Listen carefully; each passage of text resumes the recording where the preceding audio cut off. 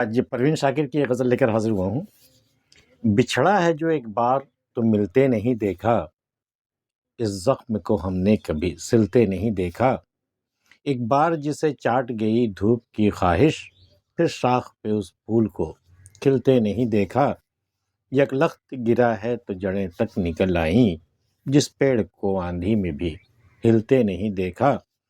کانٹوں میں گھرے پھول کو چومائے گی لیکن تتلی کی پروں کو کبھی چھلتے نہیں دیکھا۔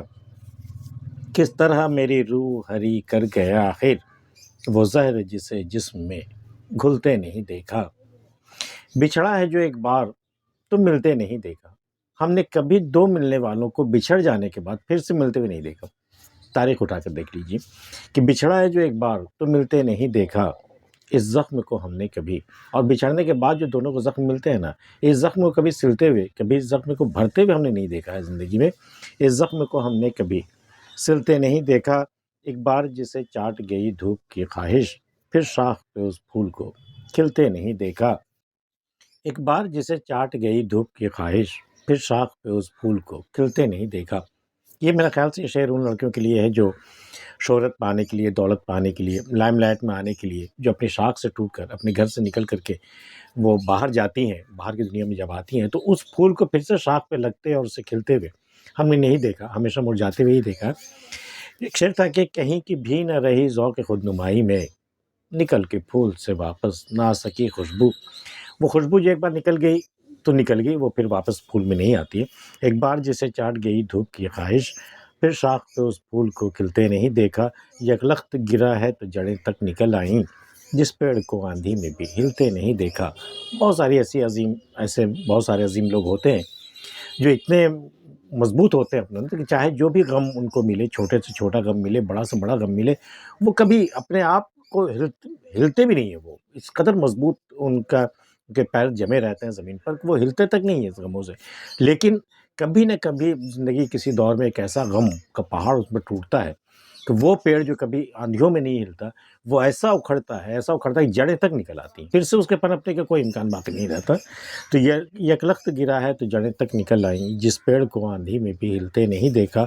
کانٹوں میں گھرے پھول کو چومائے گی لیکن تتلی کے پروں کو کبھی چھلتے نہیں دیکھا۔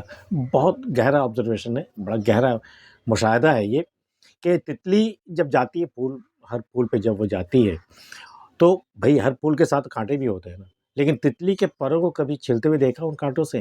وہ کتنی نزاکت سے، کس ادا سے وہ پھولوں تک پہنچتی ہے کہ کانٹے اسے دیکھتے ہی رہتے ہیں۔ کانٹوں کا بھی دل نہیں چاہتا کہ وہ اس کے پروں کو نقصان پہنچائے، اس کی خوبصورتی میں کوئی داغ ڈال دے یا اس کے پروں کو ناکارہ کر دے۔ کانٹے بھی ویسا نہیں کرتے۔ کس قدر نزاکت اور کس قدر اس میں خوبصورتی ہوتی ہے تتلی میں، کس قدر دل فریبی ہوتی ہے، کانٹے تک اسے نقصان پہنچانا نہیں چاہتے۔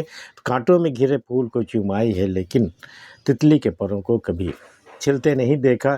کس طرح میری روح ہری کر گیا آخر، وہ زہر جسے جسم میں گھلتے نہیں دیکھا۔ ایک زہر ہے جو جسم میں تو نہیں گھلتا، روح میں گھل جاتا ہے، اور وہ روح میں گھلنے کے بعد وہ جسم کو نیلا نہیں کر دیتا، وہ آپ کی جان نہیں لیتا، وہ آپ کی روح کو ہری کر دیتا ہے، ایک نئی تازگی، ایک نئی زندگی دے جاتا ہے۔ ظاہر ہے وہ زہر عشق کو کہتے ہیں۔ تو کس طرح میری روح کو ہری کر گیا آخر، میری روح کو ہری، بالکل ہرا بھرا کر گیا وہ زہر ہے جسے ہم جسم میں گھلتے نہیں دیکھا۔ وہ زہر جسم میں نہیں گھلتا، وہ زہر کہیں اور گھلتا ہے، اس لیے جسم بالکل بچا ہوا رہتا ہے۔ وہ زہر ہے جسے جسم میں گھلتے نہیں دیکھا۔ آج کی ویڈیو میں اتنا ہی۔ پروین شاکر کی غزل آپ کو کیسی لگی ہمیں بتا سکتے ہیں۔ ملتے ہیں پھر کسی اگلی ویڈیو میں، تب تک کے لیے اللہ حافظ۔